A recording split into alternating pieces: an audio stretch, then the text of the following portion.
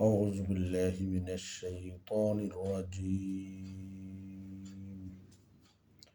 بسم الله الرحمن الرحيم. الحمد لله رب العالمين، والصلاة والسلام على سيد المرسلين وعلى آله وأصحابه أجمعين। সম্মানিত ভাই বন্ধু স্বজন, আসসালামু আলাইকুম ওয়া রাহমাতুল্লাহি ওয়া বারাকাতুহু। আল্লাহ রাসূল সাল্লাল্লাহু আলাইহি ওয়াসাল্লামের গুরুত্বপূর্ণ একটি হাদিস, কিয়ামত দিবসে সবচেয়ে নিঃস্ব এবং দরিদ্র ব্যক্তি কে হবেন, অর্থাৎ মানুষদেরকে তাদের হক থেকে বঞ্চিত করার পরিণতি কি, এ সম্পর্কে একটি হাদিস আসুন আমরা শুনি। আন আবি হুরায়রা রাদিয়াল্লাহু তাআলা আনহু আন্না রাসূলুল্লাহি সাল্লাল্লাহু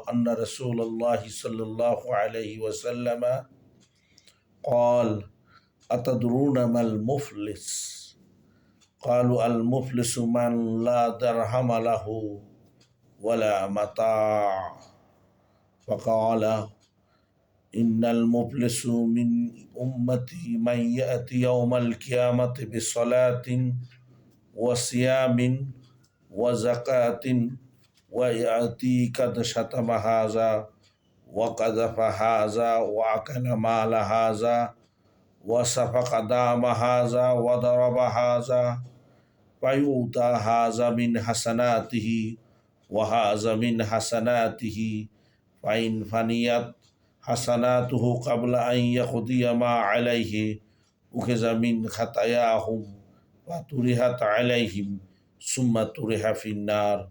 সহিহ আল মুসলিম। প্রসিদ্ধ সাহাবী এবং সর্বাধিক হাদিস বর্ণনাকারী হযরত আবু হুরায়রা রাদিয়াল্লাহু তাআলা আনহু থেকে বর্ণিত।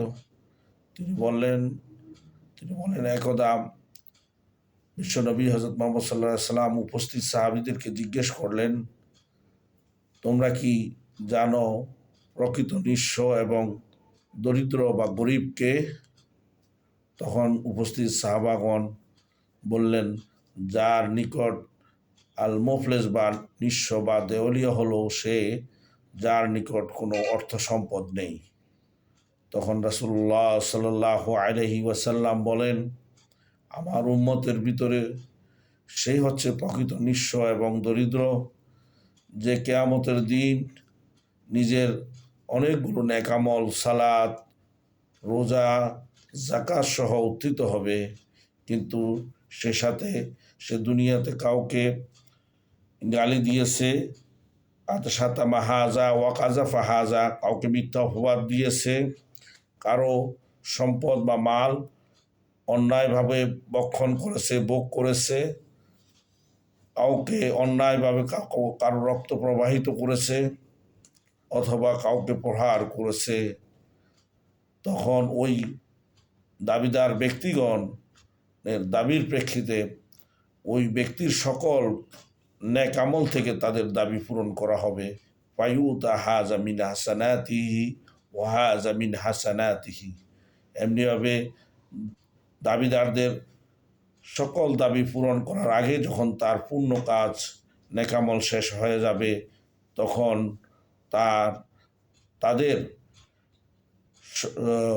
তাদের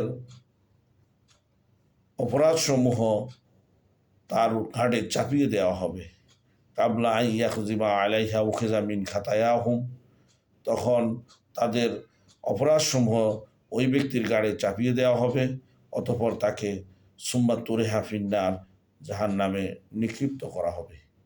এই হাদিসটি কিয়ামত দিবসে একজন ব্যক্তি যেদিন তার নেক আমলের জন্য তিনি জান্নাত প্রাপ্ত হওয়ার কথা, নেক আমলের জন্য তিনি আনন্দিত হওয়ার কথা, নেক আমলের জন্য আল্লাহর কাছে পুরস্কৃত হওয়ার কথা, কিন্তু সে তার এই নেক আমল নিয়ে উত্থিত হওয়ার পরও আল্লাহ রাব্বুল আলামিন মানুষের প্রতি সে অন্যায় যে আচরণ করেছে, মানুষের সম্পদ, মানুষকে অহেতুক গালি দেওয়া, মানুষকে প্রহার করা, এর প্রতিদান দিতে দিতে তার সকল নেকামল সমূহ শেষ হয়ে যাবে।